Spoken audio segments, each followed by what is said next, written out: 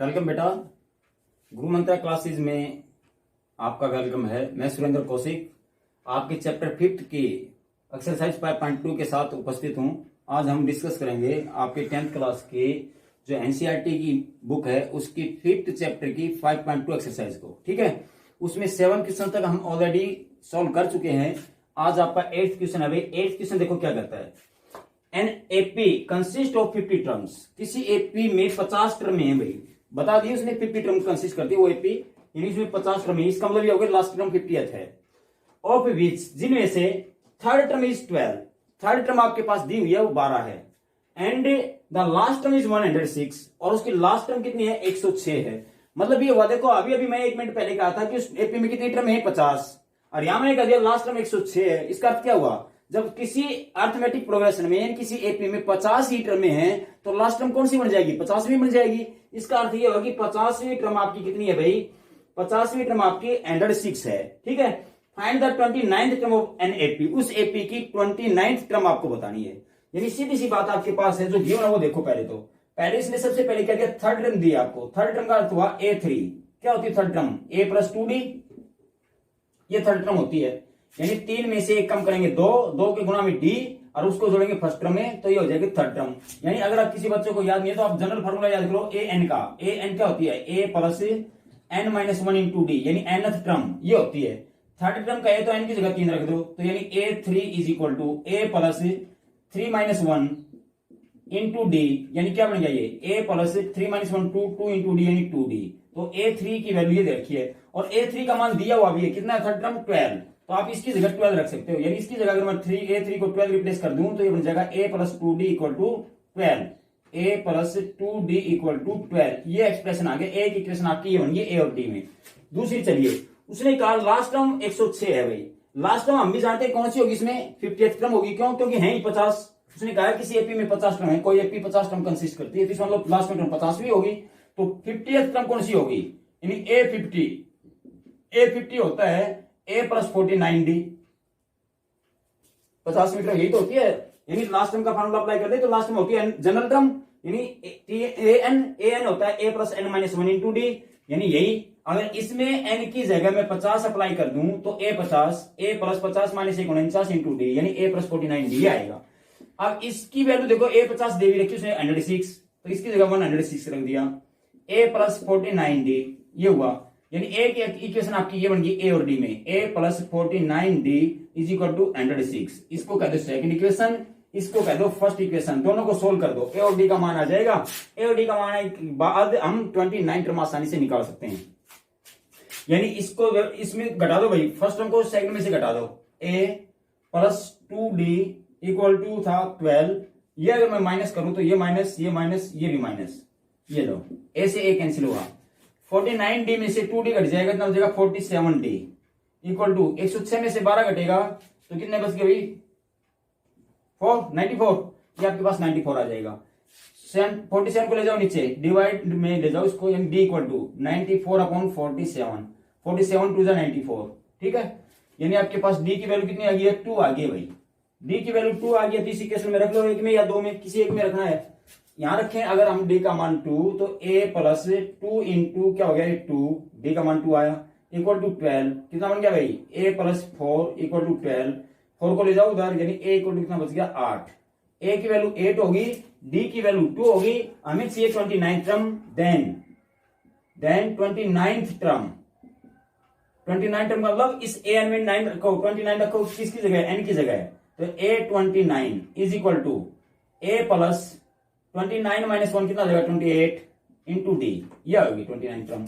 यानी जोन सी भी टर्म निकालनी है, सीधी सी बात है, उसमें से एक कम करो, यानी 29 में निकालनी तो 28 एक कम और उसको D से मल्टीप्लाई करो यानी 28D। A में जोड़ दो A +, यानी A + 28D, यह आपकी 29वीं टर्म हुई। अब A का मान कितना है आपके पास, A का मान 8 आया, प्लस में 28 × D का मान 2 आया। कितना बन गया भाई ये 28 × 56 प्लस में 8, 56 और 8 कितना हुआ 64।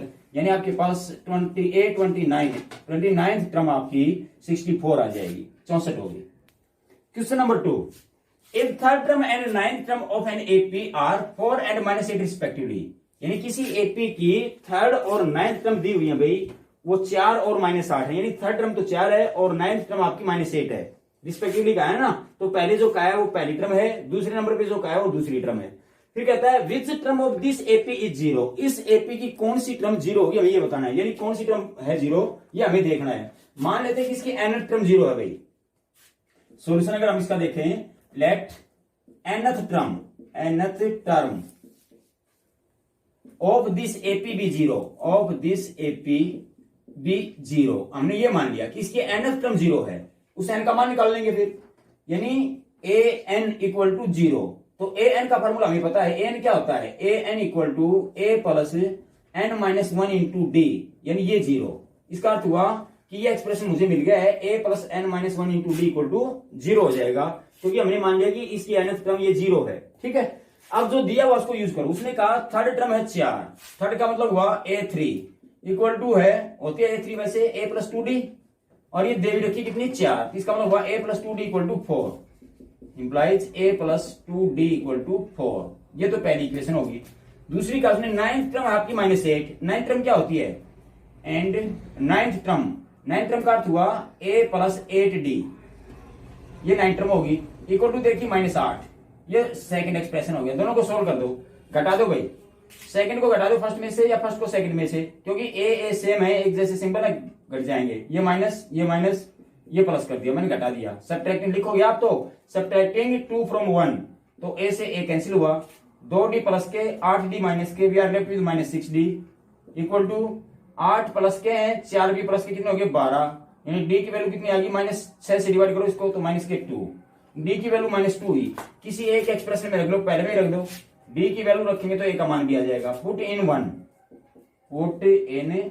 1 में रखेंगे क्या बन जाएगा, ये a plus 2d equal to 4 था, तो a प्लस 2 इंटू डी की वैल्यू है -2 इक्वल टू 4, ये हुआ a प्लस और ये माइनस, तो माइनस का हो जाएगा a माइनस 4 इक्वल टू 4 को ले जाओ उधर, यानी a इक्वल टू 8, 4 प्लस 4 हो जाएगा 8, a भी मिल गया हमें 8, d भी मिल गया हमें -2।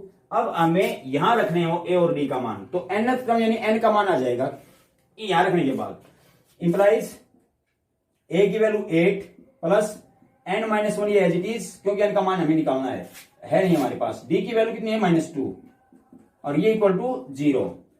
खोल दो भाई इसको, देखो पहले तो ले जाओ इस 8 को उधर, यानी n minus 1 into -2 equal to हो जाएगा उधर जाके माइनस का 8, 0 माइनस 8 यानी -8 बचेगा।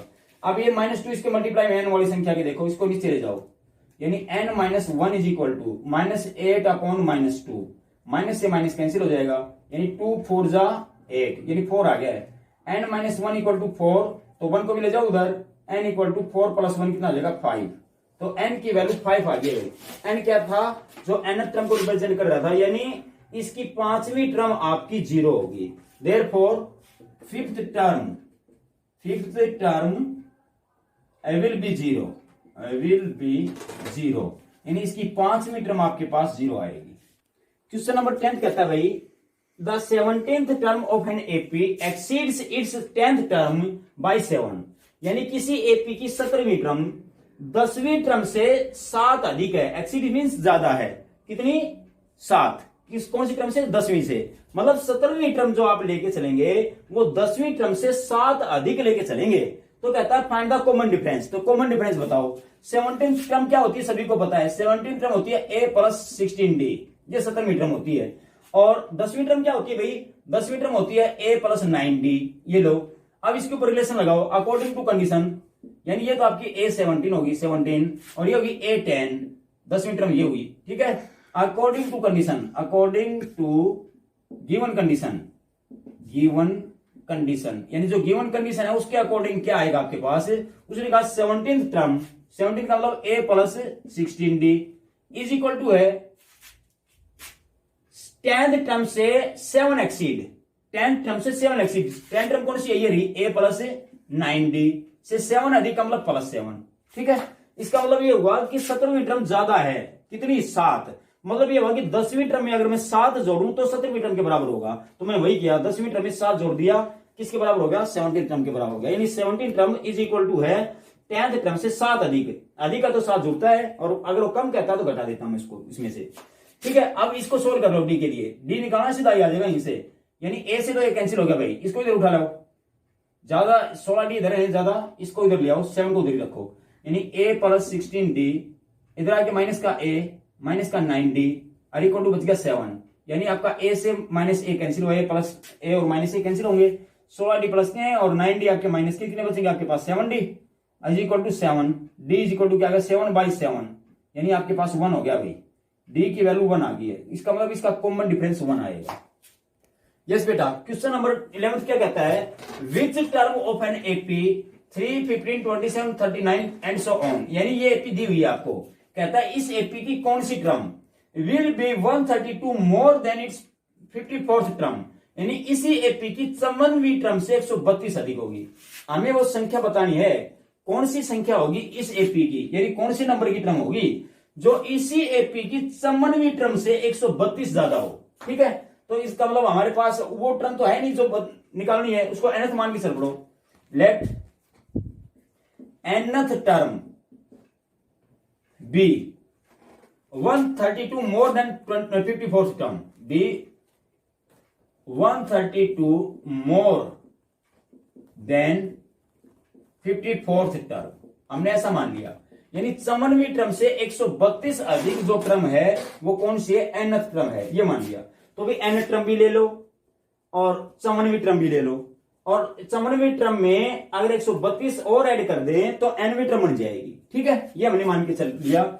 इसका अर्थ हुआ nth टर्म क्या है, nth टर्म क्या होती है, a plus n minus 1 into D, ये nth टर्म होती है, इज इक्वल टू समन्वयी टर्म से 132 अधिक, समन्वयी टर्म कौन सी होती है, यानी a प्लस 53D, ये समन्वयी टर्म होगी, इससे 132 अधिक प्लस के 132 हो गए, बस दोनों को सोल्व कर दो और n का मान निकालो, हमें n का मान मिल जाएगा। इसको सोल्व करना भाई, इसको सोल्व करेंगे तो अपने पास क्या बनता है, ये बनता है a से, देखो a से तो a कैंसिल होगा, इधर ले जाके माइनस का a बनाओ और उसको कैंसिल कर दो, क्या बच गया आपके पास n माइनस 1 इंटू डी, ठीक है, is equal to 53D plus में 132, अब d का रिलेशन और रहेगा, d की वैल्यू भी आप फाइंड आउट कर सकते हो, कहां से, एपी दी हुई है भाई, एपी आपके पास है, ए भी आपके पास था और उसका डी भी आपके पास है, ए यहां से क्या हुआ, ए तो हुआ 3 फर्स्ट टर्म और D common difference second minus first करेंगे तो 12 आएगा, 15 माइनस 3 यानी 12 बचेगा, तो डी की वैल्यू 12 है। अगर आप ये ए की वैल्यू 3 यहां भी रख लेते तो उससे भी कैंसिल होना था,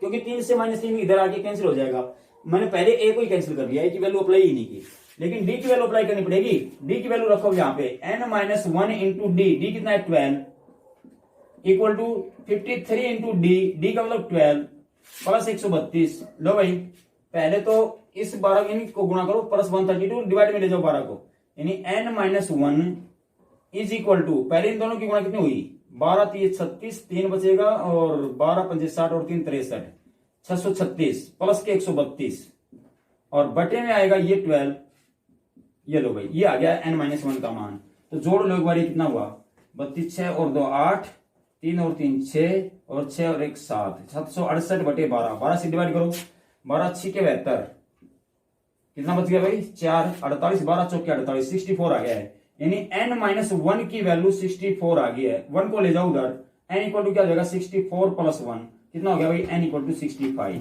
यानी हमारे पास जो nth टर्म थी, यानी n का मतलब क्या है, कौन सी टर्म एनवी, एनवी मतलब 65वीं टर्म है वो, यानी 65वीं जो टर्म होगी इस एपी की वो इसकी समन्वयी टर्म से 132 अधिक होगी। ठीक है, यस बेटा, क्वेश्चन नंबर 12 क्या कहता है, two APs have the same common difference, हमारे पास दो एपी दी हुई है, कहता है उनका कॉमन डिफरेंस सेम है, यानी डी की वैल्यू बराबर है, if the difference between the ended term B ended, अगर उनकी 100वीं टर्मों का जो 100वीं पदों का जो अंतर है वो 100 हो, तो कहता है what is the difference between their and 1000th term, उनके 1000वें पदों का डिफरेंस क्या होगा, मतलब क्या है, दो एपी दे रखी भाई, तो मान लेते हैं पहली एपी की फर्स्ट टर्म होगी A1, let A1 be the first term and D be the common difference of first AP, यानी पहली एपी की पहली टर्म को तो हमने A1 मान लिया और कॉमन डिफरेंस को D मान लिया। ठीक है, D1 नहीं कहा D, क्यों, क्योंकि कॉमन डिफरेंस दोनों ही एपी का बराबर है, इस कारण से उसका भी D कहूंगा मैं। Let B1 be the first term and D be the common difference of second AP. यानी ये हमने मान लिया सेकेंड एपी की पहली टर्म B1 है और कॉमन डिफरेंस क्या है इसका D है। अब उसने जो दिया है वो देख लो क्या दिया है। उसने कहा the difference between their ended term is ended, दोनों के 100वें पदों का अंतर 100 है।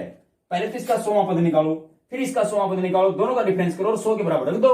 यानी इसका 100वां पद क्या होगा, देयरफॉर एंडेड टर्म यानी a ended term of first AP. बोलिए भाई, पहली एपी की एंडेड टर्म इंप्लाइज क्या बनेगी, ए प्लस 99D। 100वीं टर्म क्या होती है, ए प्लस 99D।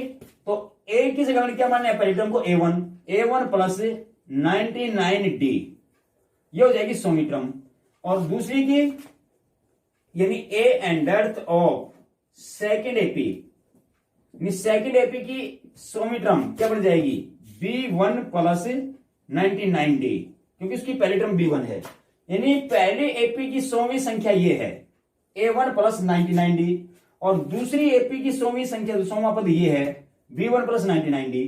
उसने कहा इन दोनों का डिफरेंस 100 है, यानी इसमें से ये घटा दो या इसमें से ये घटा दो। ठीक है, मैं पहले में से घटा लेता हूं, उसी ऑर्डर में अगले वाले लेंगे हम। A1 plus 99D minus B1 plus 99D, और ये बराबर 100 के है। ये लो भाई, इस माइनस को अंदर ले जाओ। A1 प्लस 99D माइनस हो के ये माइनस का B1 हो जाएगा, और माइनस का 99D is equal to ended.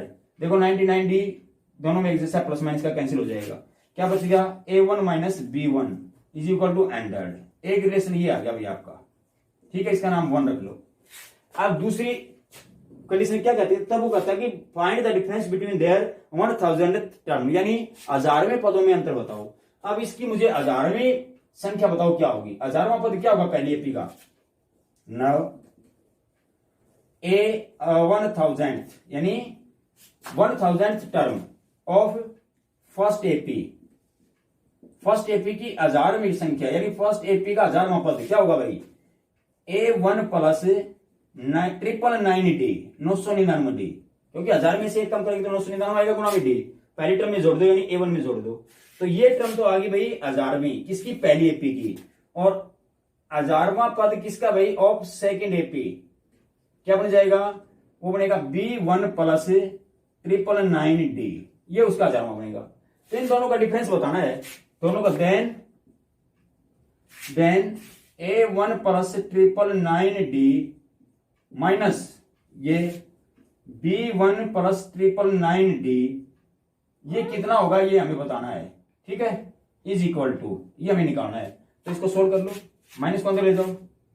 A1 plus 999D, ये माइनस B1 और माइनस का 999D इज इक्वल टू क्या आएगा, ये आपको मिल जाएगा 999D माइनस का 999D प्लस का कैंसिल हुए, यानी A1 माइनस B1 आ गया भाई, ये इक्वल टू क्या होगा ये हमें बताना है। और A1 माइनस B1 का मान हम निकाल चुके हैं 1 से। 1 में देखो A1 माइनस B1 कितना है, 100 है, इसका मतलब ये कितना आ जाएगा, 100 आ जाएगा। ये लो, तो जो क्वेश्चन मार्क आपको निकालना था वो कितना आ गया है, वो 100 आ गया भाई।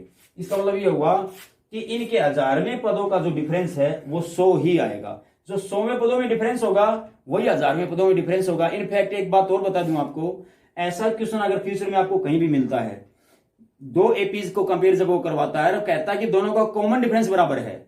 अगर कॉमन डिफरेंस बराबर हो तो उनकी किसी भी पदों का जो डिफरेंस पूछे वो आप वही डिफरेंस आएगा जो गिवन पदों का डिफरेंस है। मतलब कैसे, वो कह दे कि दूसरे पदों का डिफरेंस 10 है तो कह दे 50वें पदों का डिफरेंस बताओ, तो 50वें पदों का डिफरेंस भी 10 ही आएगा। अगर वो कह दे दो यानी सेकंड जो टर्म 7 का डिफरेंस आपका 50 है तो एंडल टर्म का डिफरेंस बताओ, तो उनका एंडल टर्म का डिफरेंस भी 50 ही आएगा। कब कब, जब कॉमन डिफरेंस बराबर हो, ये ध्यान रखना। यस बेटा, question number 13 of this exercise क्या कहता है, how many 3 digit numbers are divisible by 7।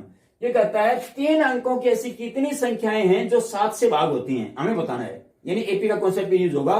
उसने कहा 3 अंकों की संख्या, पहले तो आप स्टार्ट करोगे 3 अंकों की संख्या कौन सी है। 3 अंकों 3 डिजिट के नंबर बेटा 100 से शुरू होते हैं। पहली संख्या 3 अंकों की 100 होती है, क्योंकि इससे पहले तो 99 तो 2 अंकों का है। तो 3 अंकों की संख्या 100 से शुरू हुई, लेकिन अब हमें वो चाहिए जो 7 से भाग होती हो। 100 तो 7 से भाग नहीं होता, 101 भी नहीं होता, 2, 3, 4 नहीं होता, फिर आपका 5 आएगा। 105 ये 7 से भाग होता है। 7 से भाग करके देखिए, 7 एकम 7 हो जाएगा, 3 बचेगा, 7 5 35 हो जाएगा, यानी 15 7 105 होता है, यानी डिवाइड हो जाएगा। तो इसका अर्थ ये हुआ कि 3 डिजिट की जो पहली संख्या है 7 से डिविजिबल वो 105 है। अब साथ साथ जोड़ते चले जाओ, क्योंकि 7 से डिवाइड करना है, तो साथ साथ जोड़ेंगे तो 112 हो जाएगी, 112 7 119 हो जाएगा, एंड सो ऑन, ऐसी ये चलेगी। अब यूं देखो कि तीन अंकों की जो लास्ट संख्या वो कौन सी बन सकती है? 3 डिजिट का लास्ट नंबर 999 होता है, लेकिन हमें वो चाहिए जो 7 से भाग हो। इसका मतलब अगर हम इसको 7 से डिवाइड कर दें तो 5 रिमाइंडर बचता है भाई, कंप्लीट भाग नहीं होगा। जब डिवाइड करेंगे तो 5 रिमाइंडर बचेगा, इसका मतलब 5 इसमें से घटा लो, जो रिमाइंडर बचेगा उसको घटा लो, इसमें से कितना बचेगा? 994। तो आपके पास 994 ऐसी संख्या होगी 3 डिजिट्स की जो 7 से डिविजिबल है, लास्ट वाली 3 अंकों की अंतिम संख्या जो 7 से डिविजिबल है वो 994 है। ठीक है, इसका मतलब आपके पास ये एक्सप्रेशन, ये एपी बन गई है। पहली टर्म 105 से शुरू होगी, फिर 112 119 एंड सो ऑन चलती जाएगी, और लास्ट में 994 आ जाएगी। ठीक है, अब हमें ये बताना है कि ये संख्याएं कितनी हैं, हाउ मेनी 3 डिजिट नंबर्स, यही पूछा उसने। 3 अंकों की संख्याएं ये कितनी होंगी जो 7 से भाग हो रही हैं? 7 से भाग होने वाली 3 अंकों की संख्या ये हैं। अब इनकी काउंटिंग करो कितनी है, बीच में डॉट डॉट कर दिया, क्या पता हमें कितनी आएंगी, ये हम सोल्व करेंगे इस फॉर्मूले से। हमें पता अभी ए यहाँ पे क्या होगा, फर्स्ट टर्म 105, कॉमन डिफरेंस निकालेंगे तो 7, क्योंकि 112 माइनस 105 कितना आ जाएगा? 7 आ जाएगा। या यूं कह दो 7 से डिविजिबल लेकर चले थे हम, 7 7 जोड़ते चले थे आगे। ठीक है, तो कितना आ जाएगा? D7 हुआ। अब ये nth टर्म है, last term means nth term. nth term का फॉर्मूला क्या था? an equal to a plus n minus 1 into d, यानी ये दे रखी है 994, तो an की जगह में 994 रख दिया, और a फर्स्ट टर्म 105 है, प्लस n माइनस 1, ये n हमें निकालना तो n एज इट इज रहेगा। d की वैल्यू 7 है, ये रख दो, अप्लाई करो 7, ये लो भाई, ये 7 खोल दो इसको, देखो 994 इक्वल टू 105 को तो ले आओ पहले ही, माइनस हो जाएगा, ये लो minus 105 equal to n minus 1 into 7। अब 105 घटाएंगे, इसमें से कितना बचेगा भाई? 14 माइनस 5, ये तो बच गया 9, ये होगा 8, ये लो, और 9 माइनस 1 कितना बचेगा? 8, यानी 889 equal to 7 into n minus 1। इस 7 को भी ले आओ डिवाइड में, यहां से हटाओ और डिवाइड में ले आओ, n माइनस 1 का मान आ जाएगा, 7 से डिवाइड कर दो, 7 1 7, 1 बच गया 18, 7 दूनी 14 हो जाएगा, 4 7 7 49, 127, यानी n माइनस 1 की वैल्यू 127 आ गई। 1 को भी ले जाओ उधर, n इक्वल टू 127 प्लस 1 हो जाएगा, यानी n इक्वल टू 128। इसका मतलब ये हुआ, ये जो संख्याएं आप लेके चले हो 994 तक जाएंगी, तो कुल मिला के 128 संख्याएं हो जाएंगी। यानी आपके पास 3 डिजिट्स के वो नंबर जो 7 से डिविजिबल हैं वो कितने हैं? 128 हैं भाई, 128 नंबर्स हैं which are divisible by 7। Yes बेटा, क्वेश्चन नंबर 14 जो कि बिल्कुल same as it is pattern का है जो 13 क्वेश्चन था। ये कहता है how many multiple of 4 lie between 10 and 250। ये कहता है 4 के मल्टीपल जो 10 और 250 के बीच में आते हो कितने हैं, ये हमें बताना है। देखो फर्क क्या है, वहां तो उन्होंने 3 डिजिट्स के नंबर कह दिए, यहाँ पे उसने 3 डिजिट के या 2 डिजिट के नंबर नहीं कहे। हो सकता है वो 2 के भी हो सकता है वो 3 के भी हो, लेकिन इसने एक शर्त रखी कि 10 के और 250 के बीच में होगा। तो सीधी सी बात है, 10 से ऊपर वाले जो नंबर है 2 डिजिट के भी आएंगे 99 तक, तो फिर 99 से ऊपर जैसे नंबर बढ़ जाएंगे वो 3 डिजिट के भी हो जाएंगे 250 तक। तो हमारे पास कुछ संख्या ऐसी हैं जो 2 डिजिट की हैं, कुछ संख्या ऐसी हैं जो 3 डिजिट की हैं। इस कारण से इसने डिजिट का कॉन्सेप्ट नहीं लिया। इसने कह दिया कि हाउ मेनी मल्टीपल ऑफ 4 के मल्टीपल बताने हैं जो 4 और 250 के बीच में हो। ठीक है, तो 4 से आगे ऐसी कौन सी संख्या है जो 4 का मल्टीपल हो, सॉरी 10 से आगे, 10 से आगे ऐसी कौन सी संख्या है जो 4 का मल्टीपल हो, यानी 4 का मल्टीपल का मतलब हुआ 4 की टेबल है 4 की टेबल में हो, तो 4 की टेबल में 4 1 जा 4 4 2 जा 8, ये तो 10 से छोटे हो गए, ये तो लेने नहीं। फिर 4 3 जा 12 होता है, 12 10 से आगे है, इसका मतलब आप 12 से स्टार्ट करेंगे। तो पहला मल्टीपल 4 का जो 10 से ग्रेटर है वो 12 आएगा। फिर 4 और जोड़ दो, ये कितना हो जाएगा 16, फिर 4 और जोड़ दो कितना हो जाएगा 20, and so on dot dot करके ऐसे चलाते जाओ। कहां तक जाना है? 250 तक। अब 4 का मल्टीपल देखना है 250 तक, तो 250 को 4 से डिवाइड करके देखो एक बार कितना आएगा। अगर हम 4 से डिवाइड करें तो कितना बनेगा? 4 6 के 24 और 4 दूनी 8, यानी आपके पास 2 रिमाइंडर बच गया। 62 रुपए गया और 2 रिमाइंडर बचता है, 2 रिमाइंडर बचता है तो इसमें से 2 घटा दो, 250 में से कितना बचेगा 248, यानी ऐसी संख्या जो 4 से कंप्लीट भाग हो जाएगी। अगर वो रिमाइंडर 2 ना बचता तो ये 4 से भाग हो जाती, तो 2 घटाने के बाद कितना बचेगा 248, इसका मतलब 248 4 से भाग हो जाएगा। तो हमारी लास्ट की जो संख्या 250 के करीब वो कितनी है 248 है, जो 4 का मल्टीपल है। ठीक है, यानी हमारी एपी बन गई। अब ये 12 से स्टार्ट हुई और कहां तक गई भाई 248 तक गई। इसका अर्थ हुआ कि लास्ट टर्म आपके पास है 248 और फर्स्ट टर्म है आपकी 12। कॉमन डिफरेंस कितना है 4, क्योंकि 4 के अंतर से लेके चले थे, 4 के मल्टीपल ढूंढ रहे हैं आप। तो आप बताओ मुझे एन टर्म क्या होती है, a n equal to a plus n minus 1 into d होती है। एन टर्म दे रखी इसने 248, ये लो इक्वल टू, कोई बच्चा ये ना कहे सर उसने 248 तो बताया ही नहीं, ये हमने कंडीशन से निकाल लिया। कहां से निकाल लिया भाई, 250 आपकी लास्ट संख्या थी और 4 से भाग करें, 4 का मल्टीपल ढूंढना है, तो ऐसी कौन सी संख्या जो इसके नजदीक 4 से भाग होती है वो आपके पास 248 बनती है। ठीक है, इस कारण से हमें मिल गया एन टर्म 248। तो ए की वैल्यू क्या है 12 प्लस एन माइनस 1, एन को तो निकालना ही है, इंटू डी, डी की वैल्यू है 4। ये लो भाई, तो पहले तो 12 को ले आओ इधर, घटाओ इसमें से 36, 236 equal to n minus 1 into 4, फिर 4 को भी ले आओ डिवाइड में, क्योंकि एन का मान चाहिए आपको। तो 236 अपॉन में 4 is equal to n minus 1। अब 4 से कैंसिल कर लो इसको, 4 5 20, 4 में 36, यानी आपके पास 59 होगा। एन माइनस 1 की वैल्यू 59, 1 को भी ले जाओ उधर, तो एन इक्वल टू हो गया 60, एक और जाके ऐड हो जाएगा। तो इसका मतलब ये हुआ कि इस एपी की जो ये कंडीशन आपकी चली है, इसमें 60 टर्म्स हैं आपके पास। ठीक है, कितनी टर्म पूछी है उसने बताया कि 4 के मल्टीपल कितने होंगे, तो 4 के मल्टीपल यहाँ पे 60 आ जाएंगे, 60 मल्टीपल्स होंगे 4 के। यस बेटा, यहां तक आज की वीडियो में आपको 14 तक ही करने हैं, नेक्स्ट जो क्वेश्चंस होंगे आपको नेक्स्ट वीडियो में अपलोड हो जाएंगे। आप देखना जरूर, इसको लाइक करना, शेयर करना और सब्सक्राइब भी करना।